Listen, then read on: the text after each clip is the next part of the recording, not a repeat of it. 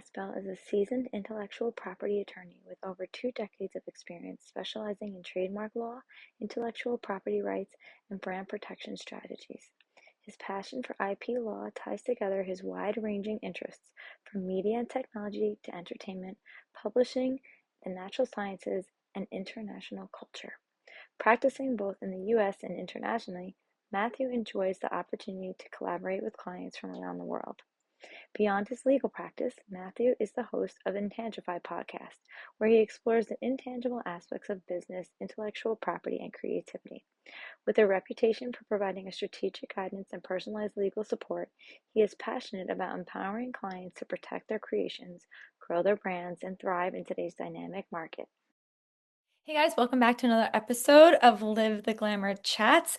I am here with Matthew Asbell. He is an intellectual property attorney, something that I find very interesting. And I was actually a guest on his podcast, Intangify, and we had a great conversation. So I think we can kind of carry off from there and learn a little bit more about you and your business and what you do and how you help businesses and entrepreneurs. I'm going to jump right in because my first question, I think, is it'll tell a little bit about you and what you do. So you do, first of all, intellectual property attorney. I know typically it's like IP attorney, right? And that's something that I think for anyone who doesn't know at all, like you're fresh into everything and like learning business lingo, explain what that is exactly. Sure. Well, thanks so much for having me. I'm really glad to regroup with you. I kind of missed you from when we Oh, when we recorded the earlier session, so thanks for having me. Yeah, so it's interesting because a lot of people have different concepts of what intellectual property or IP is, and when you're talking about lawyers, the thing that we as consumers see all the time are PI lawyers, which are personal injury lawyers, which is not at all what I do. Um, I but like that IP. differentiation because I feel like we don't all know that. So, Yeah. I mean, there's a terminology that some people use, which is ambulance chasers. Although I know some ambulance chasers in IP also, but yeah. Um, I like that. but an intellectual property attorney. I mean, what we are. And by the way, I'm sorry, I'm coming to you from a car in Weehawken, New Jersey, so I apologize for my location, my setting. It's not a beautiful background this time, and it's raining too.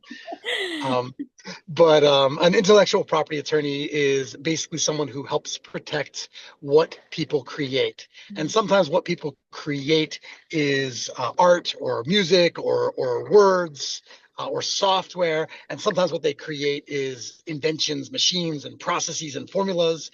And sometimes it's a brand. And so where it ties in a lot with fashion and glamour and beauty and things of that nature often is in the branding, but not exclusively, in some of the other areas as well. So we help get those rights, secure them, register them, enforce them, or protect against when others are enforcing their rights against our clients. Ooh, I like that. I personally am, I don't know if it's good or bad, but I'm just learning a lot more about it. I know we talked about it on your site, on your blog, on podcast. What would you say, I feel like it's such a big topic, but someone coming to you, a brand coming to you, or someone that wants to protect their property, what's the first direction that you point them in? How do they even start? Someone finds out you do this and like, how do you begin? If you really know, if someone doesn't really know anything about it. Yeah, sure. So, I mean, usually I'm not the most exciting call, just as I'm not like the most exciting guest you have on your Uh, program, but they're calling because uh, they recognize that there's something that they've created that has value that can be an asset for their business, right? And sometimes it's because they think they need to do something they were told, they heard.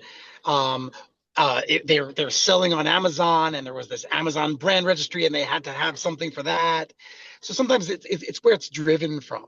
But regardless, the conversation is usually around, well, what is it that you're doing and planning to do? Um, what makes what you do special?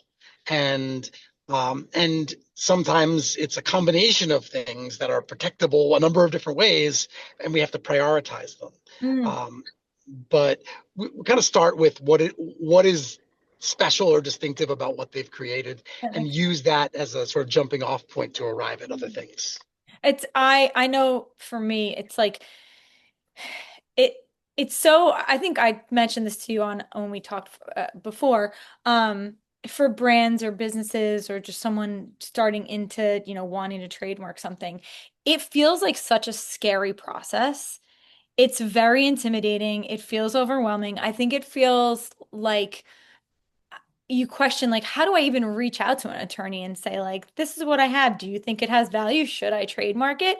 And is there some advice that you can give around that to say, like, maybe how to be less scared? Or is it even something to be scared that is scary? Can you kind of, I guess, ease that feeling a little bit for everyone? Yeah, sure. Possible. And as someone who has like talked to lots of different types of clients in Right. different capacities, right? I have the ones that were not scared at all Mhm. and did it and then did it well. The Right. ones who were not scared at all did it and had all sorts of problems and then needed help. And the ones like you've described that were sort of overwhelmed or afraid or nervous about it. And the thing is that um, you know you need to have comfort with the unknown Hmm. and guidance that you trust, and that maybe there are ways of getting that guidance, sometimes even for free, which can give you the confidence to kind of decide to go forward and go forward. But you also need to have, if you're going to be working with an attorney, as an example, um, you know, someone who's not afraid to tell you, like, this is kind of a waste, or this is kind of a lower priority, and maybe you don't need it, Yes. or you don't need it now. I think that's so important. And I some just speaking to you and having, talked a little bit, I feel like you make it more comfortable and more like easy for someone who's in it. And I think sometimes coming from like a fashion or beauty industry as a startup or a new brand, you don't know a lot of these things. They're kind of adjustments you're making and you're learning as you go. And maybe if you're someone younger, you may have created something that you didn't know was going to turn into a product that was going to need trademarking or a blog or a site or words. Some of those things you may not have ever in thought that you needed that. So I think finding someone like you is helpful. I feel like you make it very easy to understand. And Thank you. um the guidance comes across like more gentle, if that makes sense. What made you like I think part of that may come from your journey. Like, what was your journey from getting to, where you started to where you are now? How did you become that type of attorney? Well, thank you for the compliment, and I'm going to put a pin in your question for a second, just in order to Sure. address some things you said. And then I'll come back. I'll try to Yeah. come back to your Yeah. question, although I'm sure you I can can. remind me if I don't. Uh, um, what I wanted to say as you were describing that um, is that I believe that when people go to an attorney, and particularly to an IP attorney, um, there's an initial distrust. The distrust is that this person makes their living from, what things you ask them to do. Right. And so they're motivated, they're incentivized to want to go ahead and do everything, or, and to spend as much money as possible. And they're going to take advantage of you. And I think there's a perspective that, and there are people who do that, right? But there's a perspective that, gee, if I go to this person, they're going to do that. Of course, they're going to come up with things to charge me for, and it's going to cost me an arm and a leg. And gee, and I'm going to be hitting myself. And I could have just filed this thing myself for $350 or something like that. So that's I think we had to call out the elephant in the room and recognize that in the conversation you have with an attorney, you should be able to have a conversation with the attorney first before you've actually Oh, decided, what you're that's such doing or a good not. And tip. Yeah. I like right, I mean, we should be able to answer your questions and not necessarily have to charge for an initial conversation to kind of figure out, gee, is that. this a good fit and am I the right person for you and whatever, and to build that trust. Because what you alluded to about me and my, I guess, what I believe is my personality, I hope, Good. um, it is about building trust and comfort, right? And that people have a sense of comfort from talking to you, that you tell it like it is, and that you're real and you care. Right. Um, and in order to do that, right, I have to be able to divorce myself from the immediate benefit of, I'm going to get this $1,000 or this few $100s or this $10,000 or whatever it is, and I have to conform my advice to the person I'm talking to. The person I'm talking to is just starting out out of their garage, opening a little boutique store, Right. right, near their Exactly. home in New Jersey, Yeah. right. That's going to be very different from, I've got investors lined up. Exactly. You know, and I'm going international. I've got a big launch planned. Right. That's a very so anyway, I wanted to make sure that I addressed that. Let me go back to your question, which was, how did I get here, Yes, your more or less? journey. Yes, exactly. Your whole journey to getting to where you are as this type of attorney. So Was it I always like your to think dream? it was never my dream. I never wanted to be an attorney. It was the last thing I wanted to be. Um, and so growing up, I wanted to be a doctor. Wow. I did go to medical school, and I did the first 2 years of medical school and dropped out because I also was a musician and a songwriter, and I wanted to, promote and release my songs on a record, and uh, and I ended up dropping out of med school to do that. Yeah. And so I always had this right brain, left brain conflict between art and expression and science and technology, um, and uh, and I struggled, always feeling like I had to decide between them.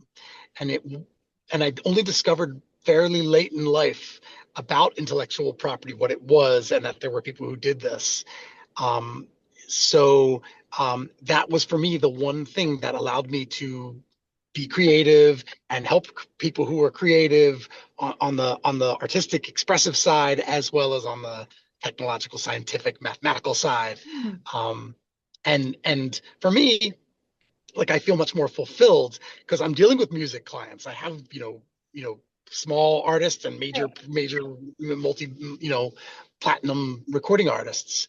And then I'm dealing with people who come up with inventions in their garage, and I'm dealing with people who are in big companies that, regularly have new bottle designs and new fashion designs and all different sorts of things. So that's the joy that I get, is Hmm. about the creativity. Because for me, the only thing that tied it all together was somehow, some way, it was creative, Hmm. and somehow I could be a creative problem solver and help people think a different way about it. Yeah, it actually, now as you say that, it makes even I'm like, wow, you actually see so much creativity and you get to be involved in that in in a really interesting way. Because you're seeing things that are working in people's minds and brains and they're coming to life. You're seeing these products and tangible things and words, all sorts of, things that we're creating, and they're coming to you and you're getting to see that and have a part in that, which must be really fun. I mean, I don't know, probably there's things that you can't even talk about because, someone is creating it, or that's why they're doing they're, protecting it with the trademarks and everything. Is there any, this isn't even a question that I thought of, but is there anything that you came across or someone came to you with that you were like, wow, this is incredible and excited to be a part of? Yeah. Definitely. Kind of funny because, it ties in with the title of your program, the Live the Glamour, Yeah. and that whole thing, because there are elements of, I think, what you're alluding to. Kind of, there are elements of people's creations, of inventions that people come up with that really are glamorous. I really want to be associated with the Yeah. glamorous ones, right? And there are some really unglamorous Yeah. ones too, right? Where you're like, really, that's what you want to? Okay, Well, that okay, too. Yeah, you must see that too. Something that you're just like, oh, okay. Yeah, surprisingly, like the very first patent I had to work on was essentially for a chafing dish. I mean, like I was like, I don't know what's special about this chafing dish. I don't Right. really think there's anything Yeah. special about it. But then that's sort of the challenge too, is we have to not judge and we have to And step out of, I mean, we have to guide and yeah, maybe yeah, think, hey, this might not be the thing to pursue or whatever, but we also have to step out of our ourselves yeah, and see it from the perspective of the client who's come up with this and who is very excited about this thing right. and be like, okay, my job is to align with you and understand what it is that you want to do, that you believe in, and help you achieve that, right? And if I can't help you achieve that, then help you figure out an alternative way to kind of meet Guide your them. goal. Yeah, yeah. Yeah. What would you say, and this is a little, I mean, kind of going off of what you said, I heard the word patent and a lot of the terms are thrown around and I think yeah, trademark, patent, copyright, you hear all these different terms and that can be we throw them around easily, but in a simple way, can you somewhat explain those terms to someone that maybe doesn't know the difference or is trying to figure out the difference of what they may need? Yeah, sure, but they don't really need to know the difference, right? I mean, Someone could if come they're to you and just say, I have this intellectual property, and then you would be the one to determine what the best avenue is, essentially, is what you're saying. I mean, most of the time they come and they come often with the wrong I thing, would, like the yeah, yeah, yeah. because we also, and I did a program about this recently, like we also rely really really heavily on what we learn and watch on television and the media. Yeah. Um, and the media and movies and television really regularly misrepresent the Mhm. various forms of intellectual property. So people hear the terms and they think they're supposed to go, oh, I think I need this. Yeah. And they don't really understand what that is. And then they come to us, and we're like, yeah, that's actually not the thing you need. The thing is you need this other thing. But to answer your question in very, brief words, um, essentially a patent. Mhm. In the United States, there's two kinds. There's a utility patent and a design patent. Well, there's also a plant patent, but we'll ignore that for the time being. A utility patent is protecting an invention that has a utilitarian function, right? It does something. It's a machine you create or a process. That's what a utility patent is for. A design patent is really protecting the way something looks, the design of this handbag and the way the clasp locks or the way the straps appear or how it unfolds, something like that. Right. Um, the A copyright is about art, expressive Okay. art. Now that can be visual art, oral art. It can be written words, Hmm. plays, poems, Hmm. books. But it can also be things like software code and other things that maybe you wouldn't think of as so artistic. Yeah. But it's how you express an idea. Okay. And then a trade, well, I left off trade secret, which is sort of the opposite of utility patent. It's sort of like you've got this secret Oh, formula, you've got this way of doing things, this process, and you're not telling anybody about it, and you're forcing everybody to sign non-disclosure agreements. You're okay. protecting it, like the Coca-Cola formula, right? Mhm. That's a trade secret. And then trademark is essentially the shorthand way in which we help consumers make an association between the product or the service we offer and us as the people who provide it, distinguishing it from others out there so that they can rely on that brand, that trademark, that graphic, whatever it is, when making their purchase to know that it's the certain quality that they would expect it to be from that source. This is I'm I have a lot of viewers and there are a lot of young entrepreneurs or people creating products and people are coming here to hear other entrepreneurs speak and business owners and people like you that can help so much with this type of information. And I think just, breaking it down in a way where you're saying you don't even need to know that, which honestly feels so good, I think, to so many because it is confusing, but then also to hear what they are somewhat in, in manageable terms is so incredibly helpful. I don't know if you see that. I think, you're when you're in something every day, all day, sometimes, and you don't see how powerful your knowledge is to some people, but it really is. And I appreciate it. I have a lot more questions, but that I just have to tell you that is so useful and so helpful to so many. What would you say a common mistake business owners make? Whether they're starting out or they're coming to you, do you see like common mistakes often? Yes, yeah, yes, I do. One that ties in with trademarks, I think, and so it would apply to really almost anybody. I see quite a lot, which is someone decides that they've got a new brand, and and before they reach out to someone like me.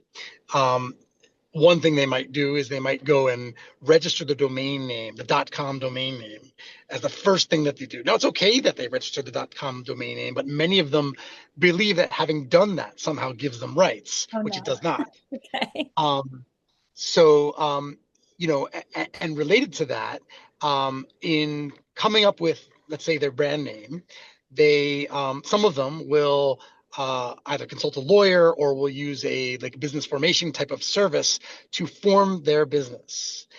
And so they go to that lawyer or that business that agency to set up their business, and they will say, okay, well, we have to make sure it's available. Hmm. Um, so when they do make sure it's available, they just look for the identical exact name in the particular state that you wanted to form the company. And so they'll be told, oh, yes, it's available. So I can get it for you. Sure. You can be this name, blank, blank name incorporated in New York State. Um, so the problem with that is that is not saying that they can safely use that name in relation to products or services that they're going to offer as their trademark. It's just saying that they can have it as their company, the name of their Oh, company, which is not necessarily the same thing. Like there are companies out there, one that always comes to mind that I use as an example a lot is Lysol. yeah. We probably all know Lysol. But Lysol is not the name of a company. Lysol is the name of a product, right? A disinfectant spray, or detergent for your toilet or whatever you Right. want to use it for. Um, but the brand behind Lysol, at least what it was a few years ago, or the company behind Lysol, is called Reckitt Benckiser. Probably never heard of them before. No. So that's the company name. So if you were to look up that company, you might say, okay, well, Reckitt Benckiser's company, but they don't use their name as the trademark for the product. The product is Lysol, right? And they have many other products as well.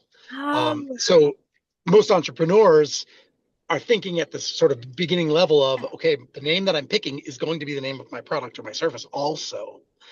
They haven't cleared that trademark. hmm. And so they're told that it's available and they believe it's available. They go and register the domain name, and Oh, then sure enough, they find out they actually can't use that because someone else has prior rights. oh my God. That's crazy. I would never even think of that. That's I don't even I'm speechless because that's really wild to think about how that can happen. I understand it after you explained it, and that can happen so easily if you're not aware. Oh wow. I'm like quietly like going like this sometimes, like on these calls, Yeah, sometimes with new clients. Like, yeah. oh, I registered the domain name. I'm like, that's great. Right, because now Get you back on the know that it website. doesn't even, yeah, it doesn't even matter really. Oh, wait, do you feel like so this is probably not so maybe similar to that maybe a little off topic, but global IP. So now we're going not necessarily away, but once you know some of these things, you've kind of worked through some of this, you understand that side of it that some of these mistakes that people are making and you're now working with an attorney, what from a global IP side of things, does someone have to think about? Like, are there different laws, legalities, things that come into play with that? I'm sure there are. Yeah, yeah, definitely. I'm really glad you asked that question. I have a multi-tiered answer. The question is how much can I give you? Yeah. But let's start with the premise that all of these forms of intellectual property we were talking about before, Mm. trademark, copyright, patent, trade secret, right? All of these forms of intellectual property, um, they are national rights typically. Mm. So if we talk about, hey, can I register my trademark, right? You and I were sort of loosely talking about that, thinking about registering it in the United States. We Right. weren't talking about, hey, I would need to separately go get it in Canada or United Kingdom or Mexico or European Union or wherever else. Um, so, um, the first thing to recognize is that these rights are territorial in that sense, right? They are Mm. in a particular jurisdiction. And so then you have to ask, okay, well, for the product or the service that you're offering, or the invention you've made, or your work, right, that you've created, where is it going to be? Where are you making it? Where are you manufacturing it? Where are you selling it? Mm. Where do you expect to be selling it, right, in a couple of years? Right, where are the target Yeah. markets? Kind of all understanding that kind of can dictate, well, gee, where should we go and seek protection? We also have to think of, well, where is it likely to be knocked off, or are you likely to be held for ransom? Oh, And if you are, like, would that be a problem for you? Would you care? Would you care if you were blocked from owning the trademark in China? huh. Some would and some wouldn't, right? I'm never Right, going to right. China. I don't think. It may not matter, right? It may be something that never will impact them. But you have to have the foresight as to, well, gee, well, where am I going to be in 10 years? Maybe Yeah. I will be, Yeah. right? Which again Um, brings you back to why working with an IP attorney could help with that and maybe advise or lead somebody in that direction and say it's never gonna based on what you have, that's not gonna ever be a concern. Or someone may not think it's a concern and you may say, whoa, hold up.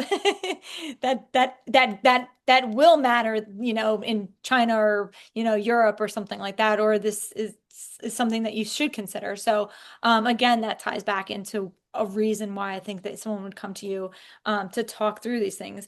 Do you feel like can I, no, yeah, yeah, sorry, yeah, just want no. to continue with a little bit more. Yeah, okay, yeah. Because I thought of two sort of key pitfalls as it relates to that to be aware of. There are probably more, but at least the ones I thought of off the top of my head.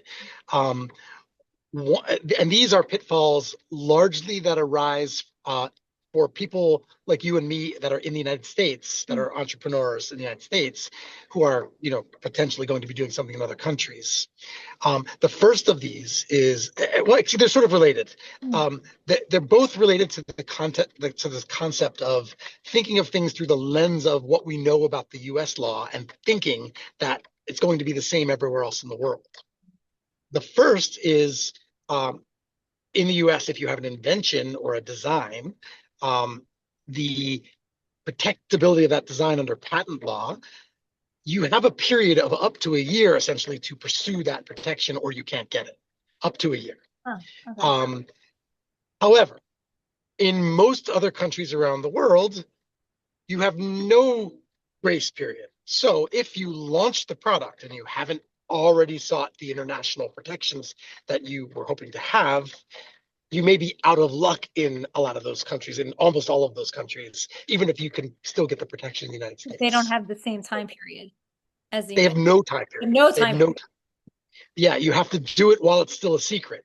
And Oh my then God. and it sort of arises, well, I could get into the details, but it sort of Yeah. arises because the idea of a patent is a deal you make with the government, which is, I'm Right. going to share with the government my invention in exchange for this monopoly. But anyway, that's one. And related to that, and this is not patent, but this is more, I've seen this with trademarks as an example, where we import a U.S. perspective on what we understand about the U.S. law to all these other countries, and we're wrong. And that is that in the US, in order to obtain a trademark registration, you have to be using the trademark. You can apply before you're using it, but you will not get the registration until you've proved that you have used it as a trademark in the And United that's in the States. US. So you have to prove that you're In the US. using the trademark. Oh, Yes. hmm. 95, maybe it's 99% of the countries around the world do not care that you are using the trademark and will grant the registration Huh. before you actually ever start using it there. So it's all a big timing game because we're thinking about, gee, China. Well, Yeah. if we're going to be using it in China in 3 years, might as well apply Might as well now, do it now. right? Right, right. Yeah. Um, if we don't think we're going to be in China for a decade, okay, maybe we don't want to, or we only want to do it to stop counterfeiters or whatever. Right. But thinking about where you want to be and where you expect to be in marketplaces, you cannot import your US perspective of, well, I'm not using it in the United Kingdom yet, so I'm not going to file there. I'm not using it in Canada yet, so I'm not going to file there. You actually want to file Actually, yeah, completely for. different. And that, so you actually want to file it. You probably, I mean, just to be facetious a little bit, you could almost file it there before you did it here, before you're even using it, essentially, if you saw, purpose for it. Since You this, could file here before you're even using it and also, you right? can do it here So before you're using you it just can't get the results in the end until you're using until it. you're using. And I yeah, see. exactly. Oh my God, there's so many technicalities. Just little things. Yeah, I mean, we try to complicate things as much as possible. That's why we need people like you. I got, like that's why Job this security. conversation is so important. How do you feel like AI does play a role or if has affected anything? Has it not? Do you see any differences with AI? I mean, AI is I mean, I'm sure everywhere. you probably could see it in a lot of different aspects. Do you find it coming into play with this? Like maybe it's helpful in a way, or maybe, I don't know, it could be detrimental too, because someone may think that they're getting information that's correct and it's not. Sure. Yeah, so that happens. Yeah. There's also that people take the advice we give them or the information we give them and they upload it into publicly Mhm. accessible AIs. So confidentiality can be lost, the attorney-client privilege can be lost. It also sometimes prompts people to come up with questions that require them to ask their attorney and potentially have to pay more for Ah, because they yeah. get more questions rather than fewer. Right. It's kind of like the way WebMD kind of Oh, messed up like mm. to be a patient when you go to a doctor because we go into the doctor thinking we know what's You have wrong like with a us list. and the Yeah, we know. doctor's like, oh, not that. Yeah, so that happens. Oh, that's But look, AI is increasingly being used by the government offices that grant intellectual property rights. Um, we are using AI in our practices. We have safer AI platforms than the ones than ChatGPT, right? The ones that are out there that people know. Um, but we're using it, and our clients are demanding that we use it.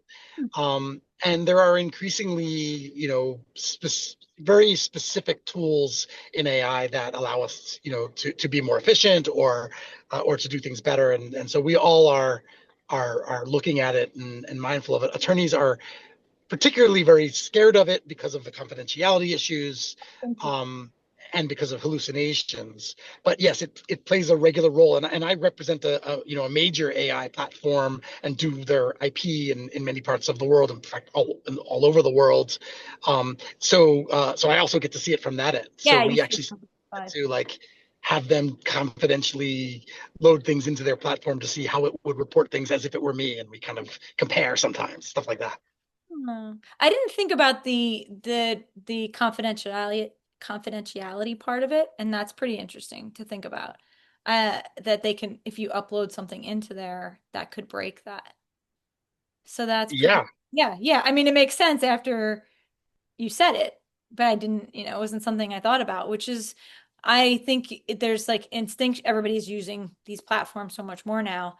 They may just throw something in there and think, oh, it's fine, get some information. And then all of a sudden they just unknowingly did that, which could Clients have, are doing it all the time, yeah, and yeah. and and it, and it it wreaks a little bit of havoc, but Mm, we also have to expect it. So we have to kind of think about, anticipate that, and maybe we as attorneys need to do a better job of saying, don't do that. please do not put this into a free public Yeah, AI platform. yeah, You yeah. know, I was gonna ask you what some insight, business insight, from the point of view of an attorney, and I think that's a very good one. But is there any other insight that you can give, just from an attorney point of view, working with so many different businesses, is there anything like someone should maybe think about, or uh, something that maybe that you would advise doing that someone doesn't? I know you kind of tipped on that a little bit before, but is there anything else that you feel like someone could use? Sure. I guess this is what's coming to mind right now. Um, I guess understanding the relationship with the attorney, what the attorney's job is to give you, and then how you should interpret that. Mm. Because we generally we are supposed to be risk averse. We're supposed to be conservative. So generally we look at things and we find risks, and we might tell you not to do something, right? Um, and at the same time, we are also supposed to be more business savvy these days than lawyers have been in the past. So then we have to sort of like, this is my legal advice, but what does it really mean for you? What's the real risk?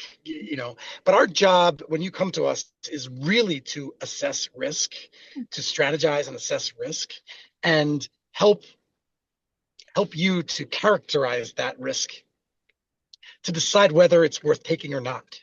Um, and um, we the more we know the person behind the business, and the more we know the business and the business's goals, we can tailor our advice. And even if we have a fear from a legal perspective, we could also have from a practical perspective, here's what, and I can give you an example, but here's what you should do. I think you as a business person, right, need to know how to interpret what you're hearing from us and make sure that it is aligned. It is guidance that is not general guidance that we would give based off of objective analysis without considering you, who you are, what your goals are, versus no, actually I've thought about it in the context of what you've told me about your financial situation, about your what's important to you, what your concerns are, etc. So I have an example of that, which is a client who recently had someone doing knockoffs of their let's call it a cosmetic product. And and uh, in dealing with that, um, sorry, lost track of my thinking. Um, Of the cosmetic product. oh, right. In dealing with that, like the obvious answer of what to do in the circumstance was to file a lawsuit. But filing a lawsuit is a really expensive, time consuming, emotionally draining experience that a lot of people don't want to do. And this client was not really too excited about doing that, for financial reasons, for emotional reasons, because of other plans with the person's business. So in giving the advice, well, we recognized that as an option. We didn't like push that as this is the thing to go do, but rather gave an alternative that, I guess, in this particular case, I think makes a lot of sense. Right. And even as a good first a good preliminary step. So Someone needs. doing They need that. That was like really good guidance to take them away from maybe having to do something so big and emotional at first, and then, start here, start at this place. Maybe it'll help before you have to get to to something bigger or worse. Who knows? I mean, you don't really know, but I think that's why that type of advice is so essential. Um, I know we talked before we started a little bit about Live the Glamour and my site and my intellectual property. I've had since about 2015. Um, and I am just, recently learning a little bit more about the side of things. And, if I wanted to start creating product, if I wanted to use the name Live the Glamour, how I use it, currently it's used for a blog, it's used for a YouTube channel, uh, it's used somewhat on promotional products right now. Um, so we'll talk a little bit about that. I'll take a little advice from you and how you see it. Yeah, I mean, I don't want to give legal advice No, publicly. not, no, no, Um, yeah, not, but I mean, just someone's coming to you and saying like, hey, here's this whole thing. Do you, yeah, so I mean, a place to start because you kind of allude to, hey, I'm not selling product yet. Right. So the question, what I'm hearing when I hear that is you're saying, gee, I think it's premature for me potentially.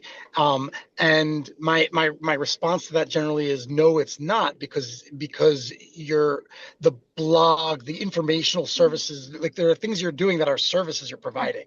Right. So, so even, it, we should talk about this in the third, in sort of a Yeah. hypothetical, right? But if a business is providing a website that, that has blogs and video content and guidance and whatever, that is still a trademarkable service. And the idea then might be that they start there, but ultimately maybe they have plans to do other things that you might also apply for or apply for later. A good example that comes to mind, and it's not exactly the same, but I'm just thinking about the video game, Angry Birds, Okay. right? Yeah. Because Angry Birds, right, started out as an app, right? And at least as far as I know, right, it Yeah. started out as a game that you play on your phone. Um, and I'm pretty sure, if I remember correctly, that is what they sought to protect as a trademark. Hmm. If you were to check today and look at what Angry Birds owns in terms of trademarks around the world, but certainly the United States, it's got to be hundreds. It's like each bird character. No It's way.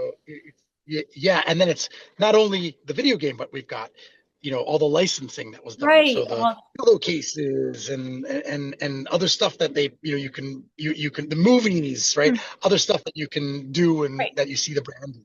So right, you as you grow, it could be licensing. You grow through licensing, or it could be because you launch your own things. I'm going to launch my own fragrance now. Right.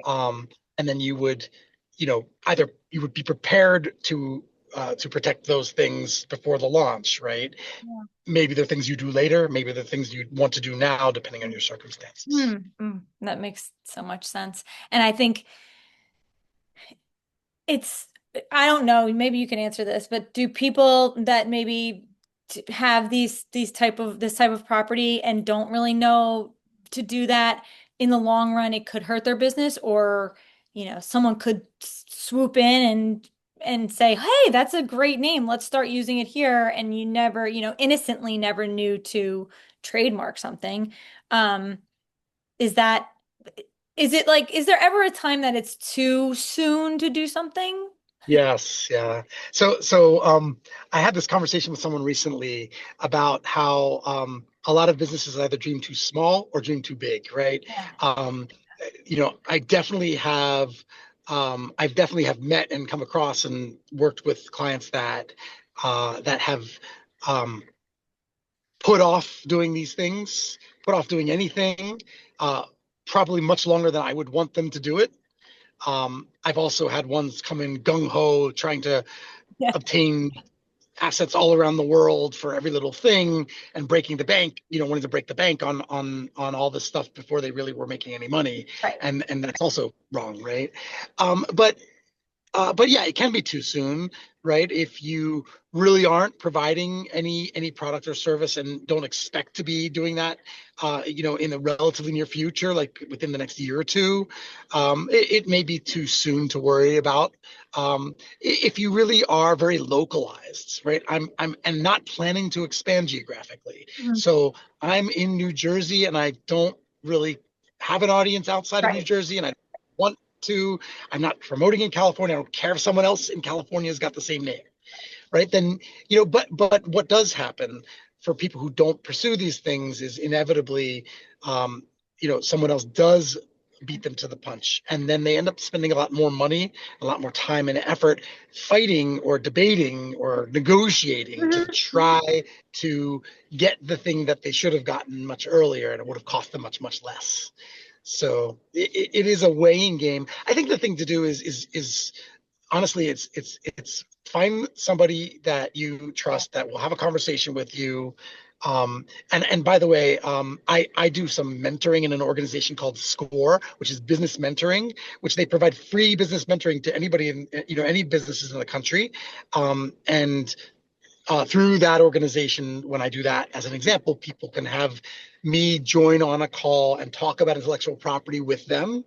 I can't be their lawyer, and they can't hire me later, but they get a quick, half hour Great. of Yeah, that's information, great. guidance, and then Yeah, I give them referrals to other people they could go to. right, of Or, course. if you like me, you meet somebody else that you feel you can trust and you're comfortable with, go have a conversation with them and explore all these things and kind of arrive at a strategy that you are that are both aligned on.